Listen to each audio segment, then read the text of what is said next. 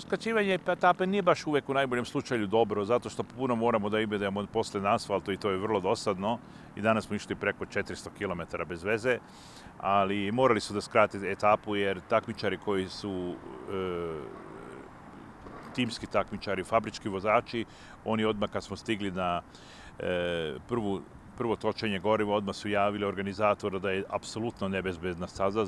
zbog toga što na istoj stazi su juče i takmičari sa automobilima i sa kamionima prošli.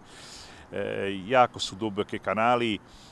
u kanalima se ne vidi gde je kamen i boga mi, meni se desilo 2-3 puta da sam skoro leteo preko volana, jer tu se ipak velike brzine preko 100 km/h, jako treba pažljivo da se vozi, jer posle razbiješ motor, razbiješ sebe, nemaš vremena za oporavak, nemaš vremena da popraviš motor, jako treba pažljivo da se vozi, jer ja sam u toj male motokategoriji sam svoj majstor, sve kompletno što kad stignem u cilj moram sam da uradim.